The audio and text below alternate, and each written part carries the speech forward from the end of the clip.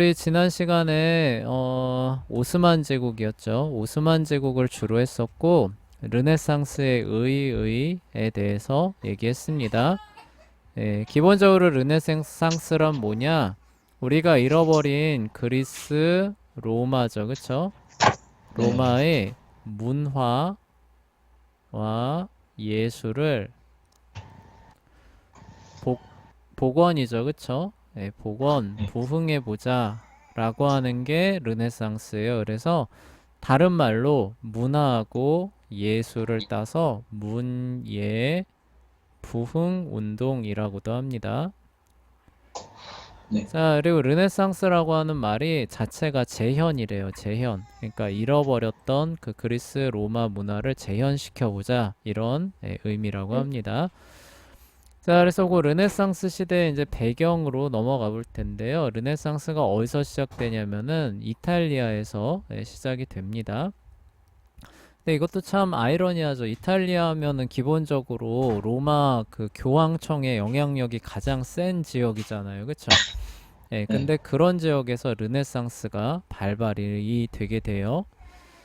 자, 이제 왜 그렇게 됐냐면요. 이제 일단 그 배경 상황을 보시면은 1300년대까지 이르기까지 이탈리아의 상황은 이제 도시국가로 쪼개져서 서로 싸우고, 그쵸? 계속 이제 물어뜯는 이런 상황이 1300년대까지도 지속이 됐던 거예요.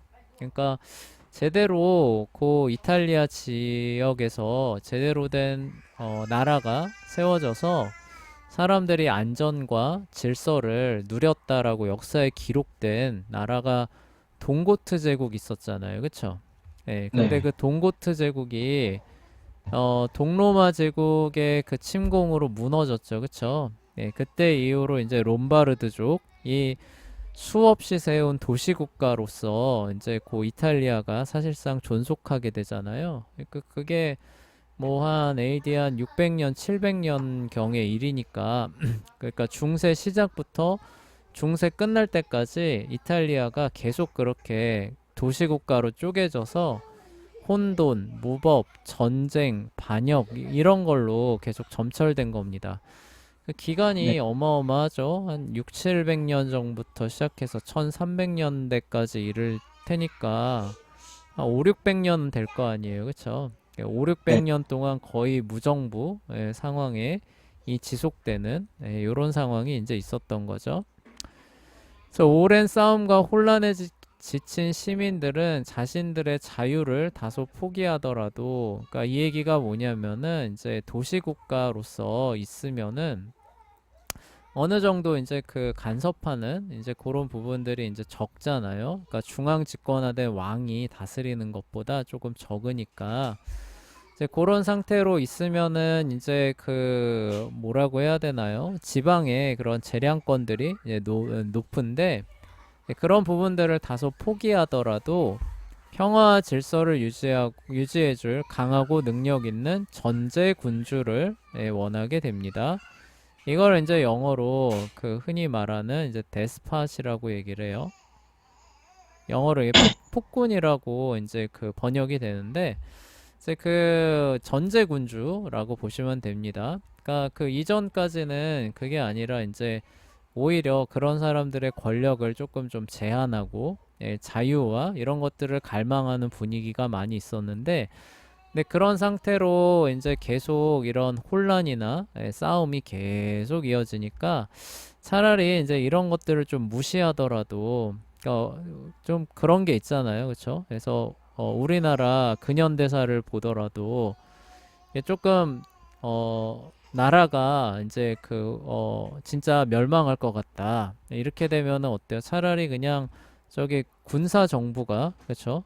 그 들어서더라도 나라를 일단 튼튼하게 하고 부강하게 하는 쪽을 사람들이 택하죠. 그렇죠? 그래서 네, 우리나라도 그래서 그런 평화, 그 질서와 이제 그 기초, 조건이 이제 갖춰지고 나니까 이제 뭐예요? 저기 뭐냐, 그 다시 그쵸 국민의 그런 정부로 돌아가자 이런 쪽으로 진행이 돼 왔잖아요. 물론 그 배경에는 또 다르게 볼 수 있는 요소들이 많이 있지만 예, 그런 부분들도 있습니다. 어쨌거나 그런 거예요. 자유를 이제 어느 정도 근데 여기도 자유를 이 사람들이 허락을 받은 게 아니라 어떻게 보면은 그냥 무책임한 자유예요. 아, 네, 예, 무슨 뜻인지 알겠죠? 그쵸? 예. 네. 그러니까 여러분들한테 자, 지금부터 너희들 자유롭게 살게 해주겠다. 대신에 집에서 나가라. 이러면 어떻게 될까요? 뭐 일단 보호를 받아야, 그쵸? 보호를 받아야 뭐 자유라고 하는 게 의미가 있지. 그냥 뭐 여기저기서 막 쳐들어오고 뭐 뺏어가고 하는데 나는 모르겠다. 네가 알아서 해라. 이게 자유는 아니잖아요. 그쵸? 네, 약간 네. 이제 그런 식으로 이제 이런 것들이 이제 오랜 기간 동안 이제 됐던 겁니다. 그러니까 보호해줄 사람은 없는 대신에 그만큼 재량권은 많이 있었던 거죠. 근데 그런 것으로 이제 너무 고통을 받다 보니까 차라리 이 재량권 왕이 행사를 하고 우리는 그 왕이 결정하는 대로 행하는 대신에 좀 보호를 받으면은 그래서 좀 나라가 강력해져서 평화와 안정을 누리면 차라리 더 좋겠다라고 하는 그런 이제 공감대가 형성이 됐고 그런 이제 흐름에 힘입어서 이제 강하고 힘 있고 이런 사람이 이제 이탈리아를 장악해 나가는 이제 일들이 1300년대 후반에 이제 두각을 나타내기 시작을 해요. 그래서 요 시대의 도시국가를 이제 다 장악해 나가는 그런 사람들 지도자의 특징이 뭐냐? 다재다능 팔방미인입니다. 이 사람들은 아, 말 네. 그대로 능력 있는 사람들이에요. 대신에 그 능력을 가지고 어떻게 하느냐? 아랫사람들을 휘어잡는 사람들인 거예요. 무슨 네. 뜻인지 알겠죠? 그쵸? 네. 그러니까 이 사람한테는 다른 어떤 그런 것들이 통하지가 않아요. 근데 오히려 그만큼 능력이 있는 거죠, 대신에. 근데 사람들이 오히려 그걸 바랬다는 거예요. 네. 그러니까 이 사람한테는 그 사람의 의견과 다른 이견을 제시한다라고 하는 거는 그냥 말 그대로 죽는 길이에요. 그쵸? 네. 그렇지만 또 이 사람이 또 일은 잘하는 거예요. 그래서 사람들이 워낙 시달리다 보니까 그런 사람들을 오히려 지지해주고 저기 뭐냐 힘을 실어주고 이렇게 하면서 나라가 조금씩 안정되는 이런 모습을 보였죠. 네. 자, 그래서 능력이 있었지만 동시에 대부분은 굉장히 잔혹하고 거짓말을 잘하는 그다음에 강한 스트롱맨들이었어요. 그래서 자신의 나라의 힘을 늘리는 데는 수단과 방법을 가리지 않고 이제 옆에 땅을 땅 따먹기에 가면서 사람들도 이제 그런 것들을 어느 정도 묵인하는 겁니다. 그렇게 되면 어떻게 돼요? 옆에 그 지역이 우리 지역으로 편입이 되면은 일단 우리나라가 안정되잖아요. 그쵸? 네. 그리고 편입돼서 안정된 그런 지역에 들어가는 그 지역도 손해가 아니에요. 그쵸? 네. 차라리 그렇게 해서 큰 지역에 소속이 돼가지고 우리가 보호를 받을 수 있으면 차라리 그렇게 하겠다라고 하는 거예요. 그쵸? 아, 네. 그렇게 돼서 이제 이탈리아가 1454년에 이르면은 크게 5개의 세력으로 재편이 됩니다. 이게 이제 밀라노, 이 도시 국가인데 밀라노를 중심으로 한 그 국가가 확장을 해서 상당한 이제 영역을, 그러니까 그 도시뿐만이 아니라 이웃 반경으로 영역을 크게 넓히게 되는 거예요. 밀라노 공국이었나? 그러니까 공장령이에요. 밀라노 공국. 베네치아는 공화국이에요. 왕이 없는. 베네치아 공화국.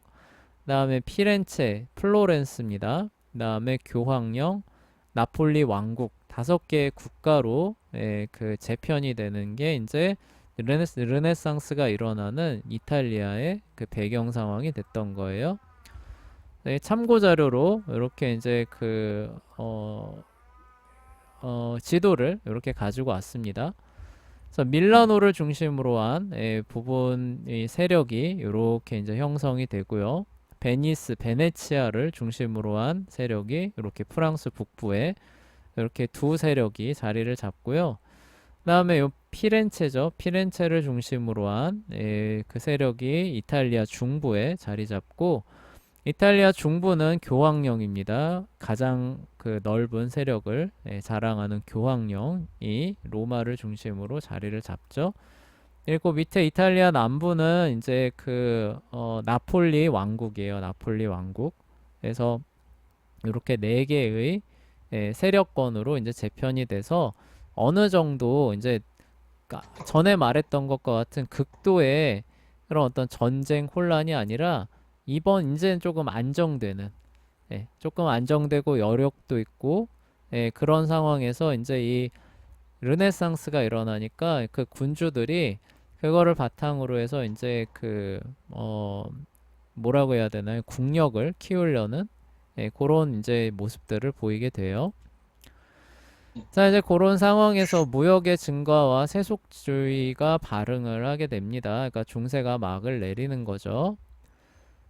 중세 시대는 로마 교회를 중심으로 돌아가는 종교 중심의 시대였어요. 그쵸? 그러니까 요 시대가 이제 요렇게 진행이 되고 마지막에는 이제 르네상스로 이제 넘어가는데 그 전이죠. 그쵸?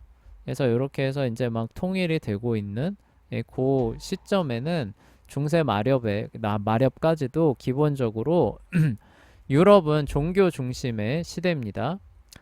그래서 예술이나 문학은 기본적으로 모두 성경에 기록된 내용을 다룹니다. 그게 주제입니다. 그러니까 예를 들어서 지금 우리가 그림 나온 거 이런 거 보면은 어때요? 자연을 그림이. 묘사하고 이런 것들도 굉장히 많죠. 그쵸? 네. 그런데 중세로 시계바늘을 돌려보면은 자연을 묘사한 그림이라는 게 있을까요? 없을까요? 없겠죠. 없다는 뜻이에요. 아, 아, 아, 아. 거기서 그림은 다 뭐예요? 성경에 나오는 내용들.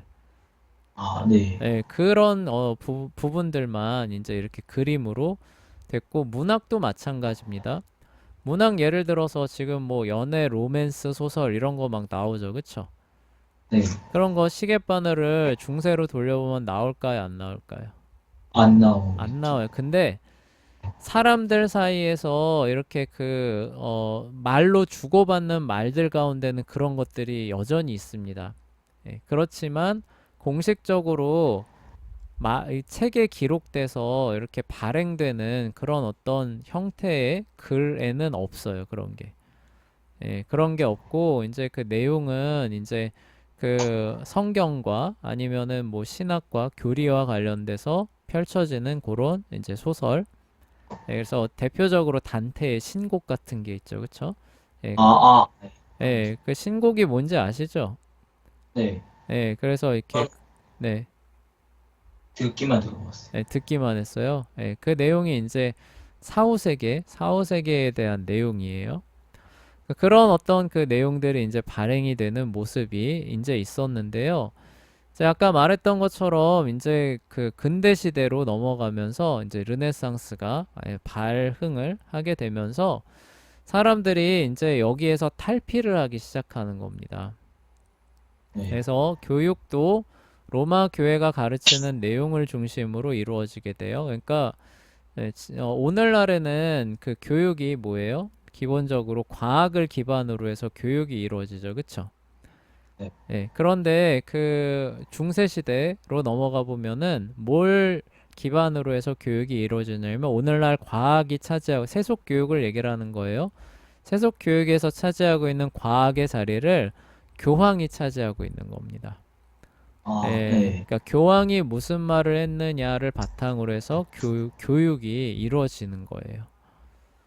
네. 그런 모습을 갖고 있고요. 아까 선생님이 세속교육이라고 얘기했었죠. 그쵸? 세속교육은 과학이 그 중심 기본을 이룬다고 했는데, 그럼 기독교 교육은 뭐가 중심을 이룰까요? 과학이 아니라 성경입니다. 성경. 그게 차이가 있는 거예요. 아, 네. 예.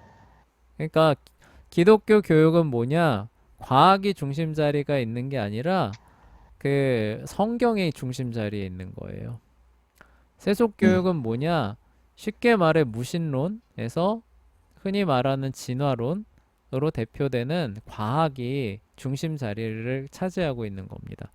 그래서 과학 이론이나 결과에 따라서 그 텍스트가 다 바뀌어요. 텍스트북이 다 구성되어 있거든요. 그렇게.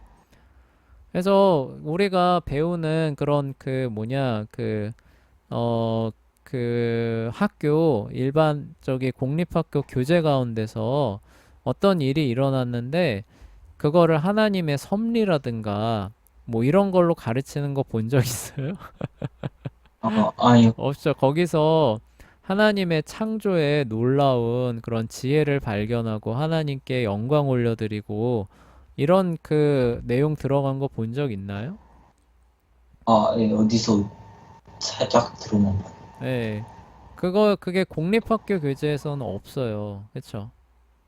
예, 네, 없고 그냥 다 뭐예요? 과학적으로, 기계적으로 뭐 이런 원인 결과로 해가지고 기계적으로 요로 해서 결과가 산출되는 것들을 이렇게 쭉 나와 있죠. 그쵸? 네, 예, 근데 하나님의 섭리의 손길이 그런 것들을 어떻게 다 하느냐라고 하는 거는 전혀 알려주지 않습니다.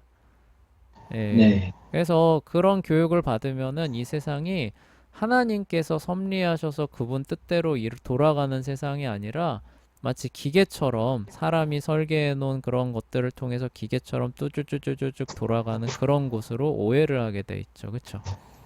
네, 그래서 이제 우리가 뭐예요? 기독교 교육을 하자, 성경 중심으로 가르치자라고 하는 그런 부분인 것처럼 중세 시대에는 이제 기본적으로 그 자리를 교황이 차지하고 있는 겁니다. 그러니까 사실이 무엇이냐를 말을 하려고 했을 때 중세에서는 교황이 말했다. 그러면 그게 곧 사실인 거예요.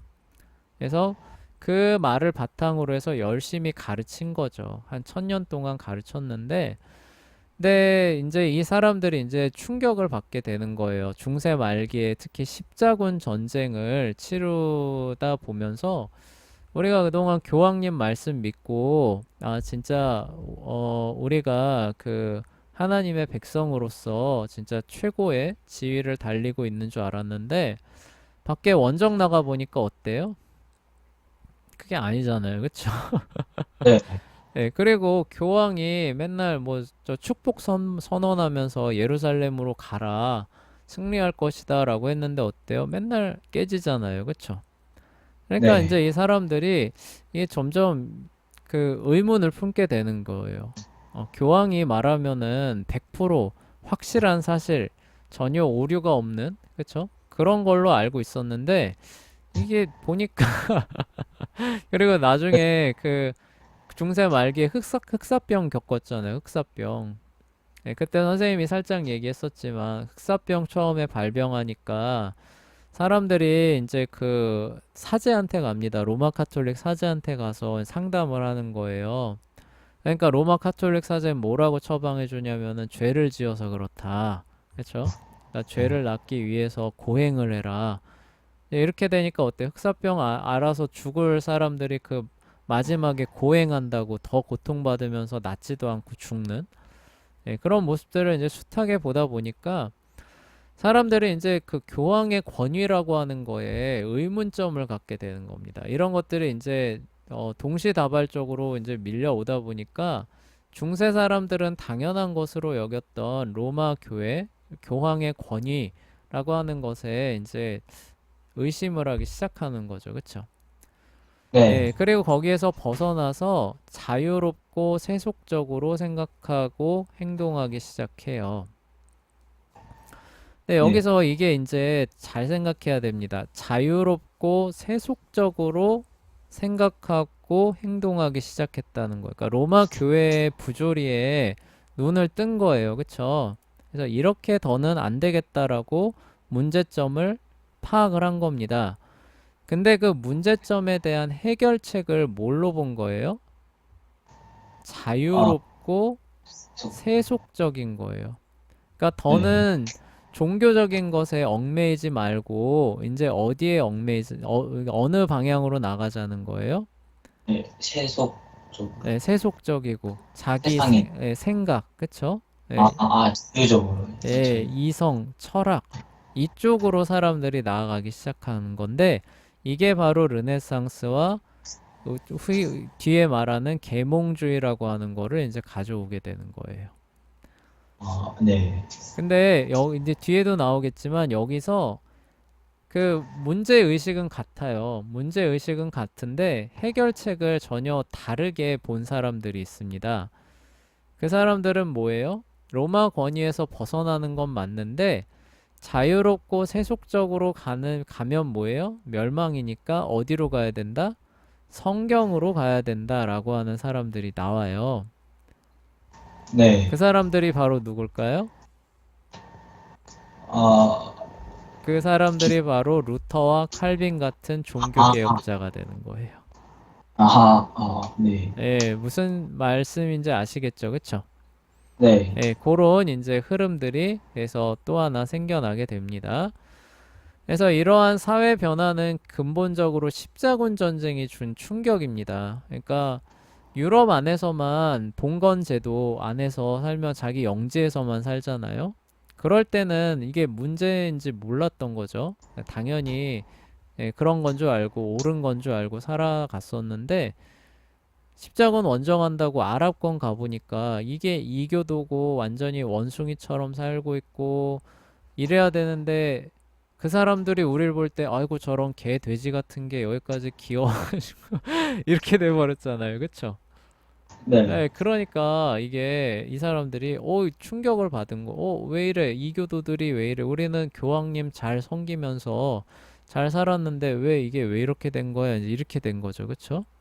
예, 그리고 네. 이제 이렇게 잘 사는 모습들을 보면서 야, 우리는 그럼 언제까지 이렇게 교황의 그 노예로 또 영주들의 소모품으로 살다가 죽어야 되나?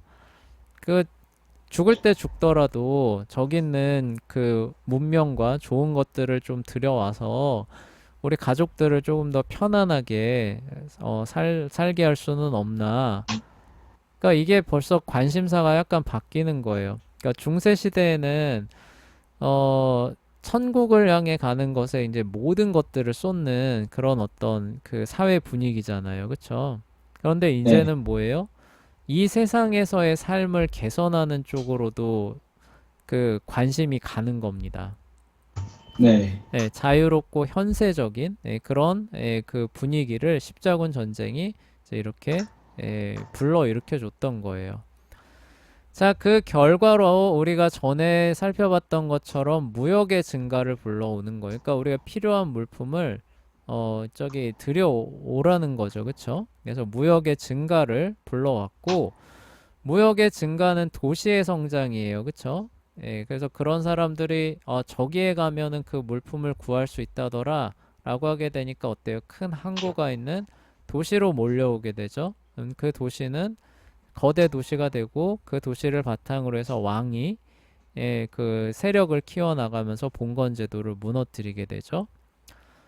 그렇게 네. 되다 보니까 교육을 받는 목적과 이유가 크게 바뀌게 됩니다. 그러니까 예전에는 교육받으려면은 대부분 당연히 뭐예요? 저 사람 성직자 사제 되려나 보다. 이 생각을 할까요, 안 할까요?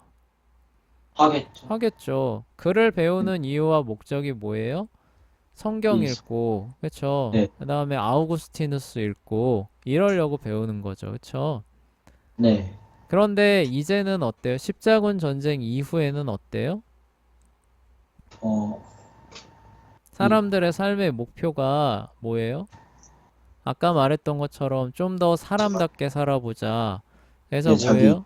무역을 좀 해보자. 네. 그쵸? 그러니까 돈을 좀 벌어보자는 거죠. 그쵸? 네. 근데 돈 많이 버는 것이 목적인 사람들한테 성경, 아우구스티누스 이런 거 갖다 주면 어떨까요? 오히려 안 좋아하죠. 머리 아프잖아요. 그쵸? 아, 네. 그런 거 말고 나한테 지금 갖다 줘야 되는 건 뭐예요? 수학. 그쵸? 셈, 셈법을 잘해야 되잖아요. 그쵸?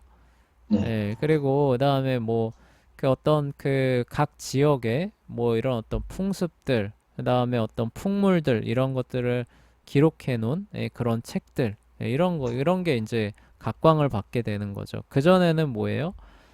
책이 아우구스티누스의 책이다 이러면 뭐 굉장히 큰 그런 것들을 받았는데 이제는 그런 부분들에 있어서 잘 분석해 놓은 그런 이론서나 아니면은 뭐 풍물집 막 이런 것들이 이제 각광을 받는 거예요. 자, 이전까지는 성직자나 학자가들 이들이 성경을 읽고 종교적인 글을 쓰려고 글을 배웠어요. 그래서 중세시대에는 글을 알지 못해도 직업 활동을 하는 데는 별 불편함이 없었습니다. 왜냐하면 평생 자기가 태어난 영지를 벗어나지 않고 늘 하던 일만 하며 살면 되었기 때문에 그래요. 무역을 하지 않기 때문에 굳이 글을 알아야 될 필요가 있다는 거예요, 없다는 거예요? 없는 없다는 거. 거죠. 그쵸? 그냥 나 보니까 우리 아버지가 대장장이인 거예요. 그쵸? 예, 그거 뭐 변화가 있을 수 있나요, 없나요? 그 장원에서의 삶은.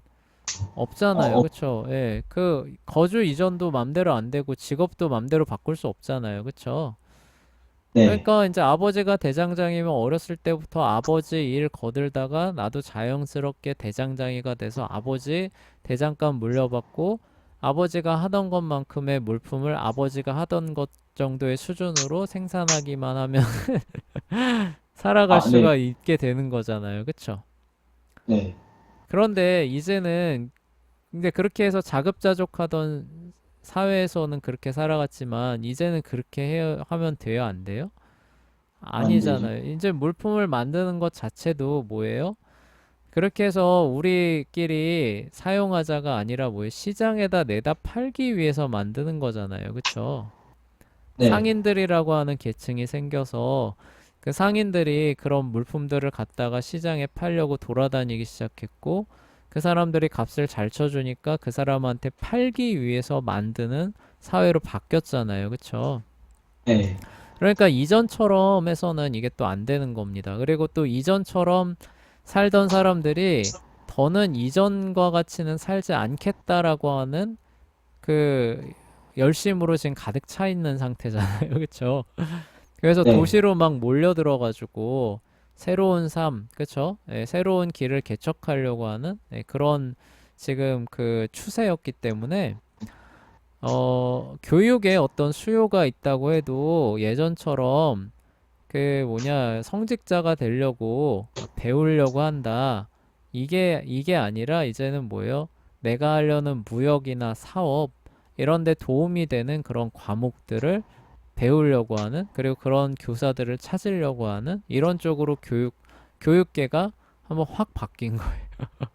아, 네, 그러니까 네. 교육계도 굉장히 세속적으로 확 바뀐 거죠. 그렇죠? 네. 아, 그런 어떤 이제 사회상의 변화가 있었기 때문에 르네상스라고 하는 것도 가능해지는 거예요. 자, 네. 그러나 십자군 전쟁 이후로 무역력이 크게 증가함에 따라 취급하는 상품이나 거래 내역을 정확하게 작성하고 관리해야만 하게 됐어요. 그러니까 상품도 많이 다르고, 저 그리고 들여온 가격이 얼마고, 얼마에 팔아야 되고, 그래야 내가 손해가 없고, 그리고 또 저쪽에는 뭘 팔아야 되고, 우리는 뭘 들여야 되고, 이런 것들을 정확하게 다 관리해야 되니까, 글을 알아야 되겠죠. 숫자도 알아야 되고, 수학도 알아야 되겠죠. 예, 네. 이러니까 상황이 크게 달라지는 거예요.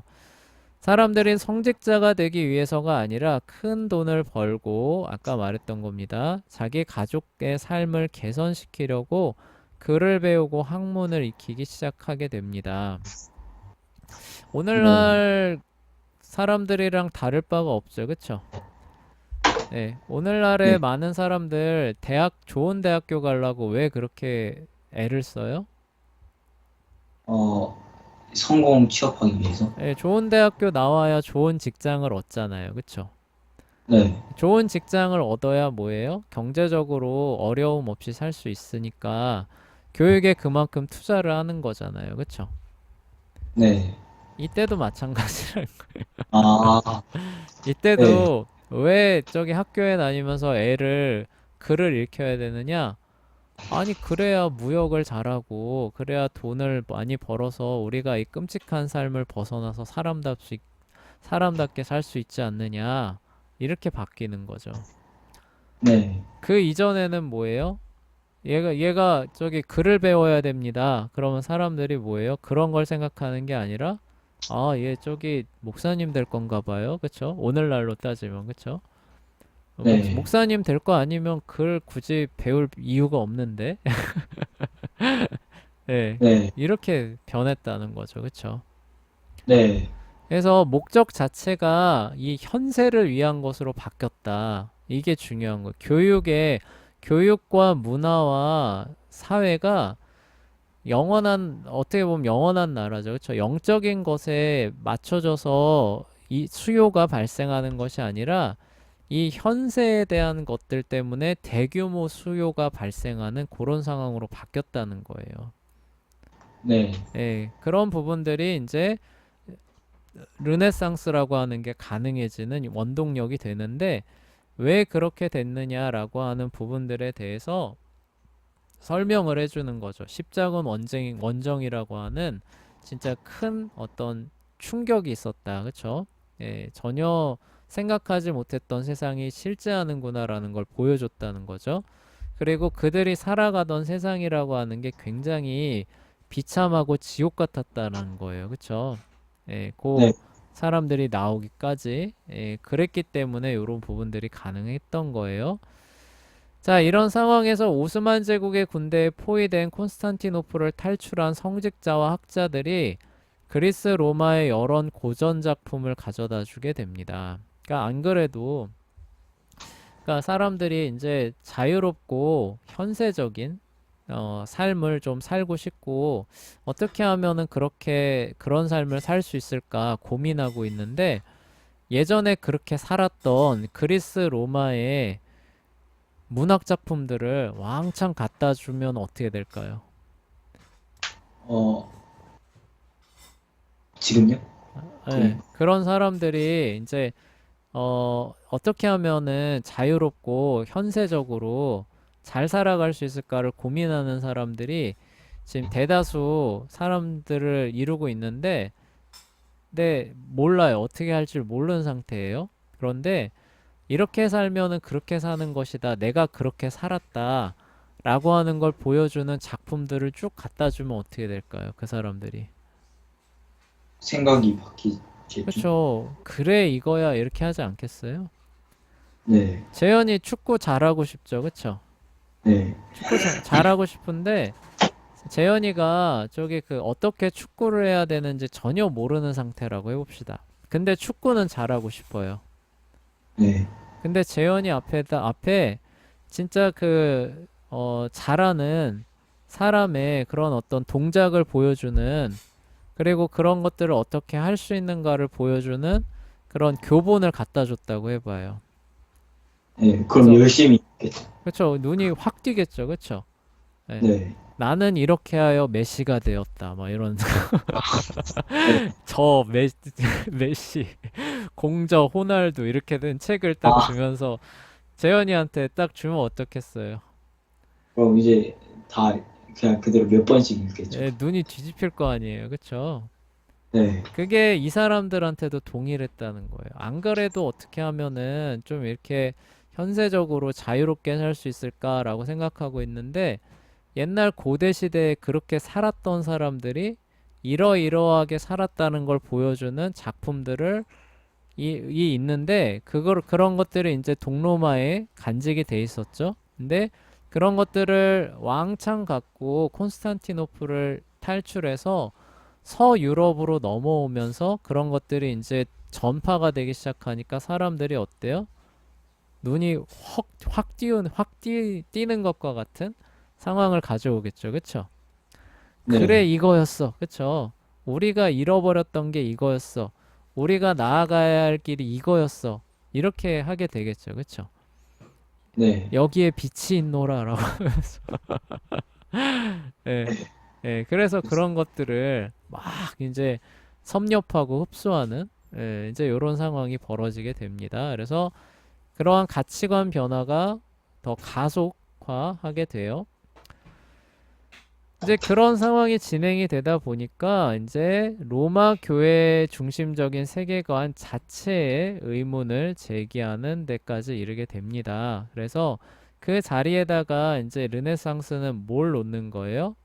인간의 자율 아, 이성이라고 하는 게 있어요. 아, 네. 예. 그러니까 사람이 스스로 생각하고 스스로 판단할 수 있다는 거예요. 네. 뭐를요? 아, 옳고 그른 거를. 옳고 네. 그른 걸 판단할 때 스스로 판단하고 스스로 저기 생각하고 판단할 수 있는데 거기에 계시라고 하는 거를 자꾸 이렇게 줘가지고 한다는 건 뭐예요? 인간을 오히려 이렇게 뭐라고 해야 되지? 무시한다고 해야 되나? 네. 아, 네. 네, 이런 식으로 바뀌게 되는 거예요. 네. 네, 그러면 뭐예요? 로마 교회라고 하는 게 왜 필요한가? 오히려 이러한 능력을 억압하는, 그쵸? 네, 억압하는 저런 그 사람들이 아닌가? 이렇게 이제 바뀌게 된다는 거예요. 네. 네. 그래서 이제 뭐예요? 로마 교회를 아까 르네상스나 그다음에 이제 고 계몽주의나 이런 대해서도 로마 교회를 그래서 그렇게 많이 공격하는 겁니다. 근데 그들이 로마 교회를 공격하는 이유는 근본적으로 기독교 전체를 다 내보낸다라는 그런 뜻이에요. 예. 네. 그들이 로마 교회를 공격한다고 해서 개신교에게는 호의적이겠지가 아니에요. 아, 무슨 네. 얘기인지 알겠죠? 그쵸? 네. 네. 자율 이성 대신에 성경을 놓는다라고 하는 것도 허용 안 해줍니다. 절대로. 네. 예, 그렇게 하는 거는 여전히 뭐예요? 사람의 능력을 무시하는 것이고, 예, 사람을 폄하하는 것이고, 예, 인간을, 그쵸? 예, 굉장히 뭐라고 해야 되나? 깎아내리는, 예, 믿지 못하는, 나약한, 예, 이런 것이다. 이제 이런 식으로 많이 나가게 되는데, 그런 게 이제 요런 맥락에서 오게 되는 겁니다. 자, 그래서 이탈리아의 군주들은 더 나은 교육을 받고 다재다능한 시민이 되게 하는데 열망을 내면서 새롭게 학교를 세워요. 그러니까 이 말은 뒤집어 생각하면 이전의 학교들은 뭐예요? 로마 교회에 충성을 다하는 신실한 성직자를 만들어내기 위해서 학교를 세우고 열고 운영했다는 거죠. 그런데 이제는 뭐예요? 다재다능한 시민이 돼서 이러한 그리스 고전 문화를 섭렵해서 그쵸? 더 자유롭게 생각하고 더 현세적인 능력들을 함양한 인재들을 배출하기 위한 그런 목적에서 학교를 세우고 운영하게 됩니다. 오늘날도 마찬가지죠. 그쵸? 오늘날도 그래서 뭐 어디 분야에 있어서 뛰어난 박사가 돼서 신기술을 만들어내고 그 네. 신기술을 바탕으로 해서 많은 수입을 올리는 이런 것들을 사실 교육의 목적으로 삼잖아요. 그쵸? 대학도 그런 어떤 수요가 없다면 유지가 안 되잖아요. 그쵸? 누가 대학교 학위 받겠어? 예를 들어서 대학교 나왔는데 인류 대기업에 들어가는 거랑 상관없다. 말 그대로 순수 학문적인 차원에서 박사 학위를 받는다. 앞으로 그렇게만 운영된다. 그러면 대학교 아마 다 문 닫아야 할걸. 아, 아, 예, 예, 그렇습니다. 자, 하여간 요때 이제 그런 변화가 출현하기 시작해서 그래서 현대 사회까지도 쭉 이어지는 거예요. 그래서 현대 사회가 르네상스를 굉장히 좋게 평가하는 이유가 이제 그런 거예요. 종교의 그런 미명에서 인간을 자유롭게 했다, 해방했다 이렇게 보기 때문에 르네상스를 굉장히 긍정 평가를 하고 고평가를 하는 겁니다. 네. 그래서 그 이유들을 그렇게 이해하시면 돼요. 학교에서는 여전히 종교에 대해서도 가르칩니다.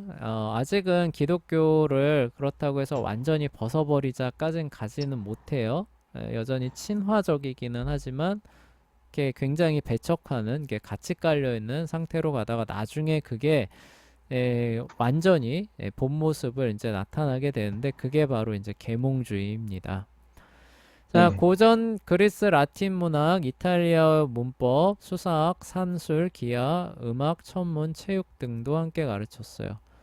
마치 그 그리스 예전에 고대 그리스 학교랑 비슷하죠, 그쵸? 예, 네. 그런 고전 과목들을 가르치면서 그런 인재들을 함양해서 그리스 로마 사회를 고대 그리스 로마 사회를 재현해 보자. 자, 요런 방향으로 나아가게 됩니다.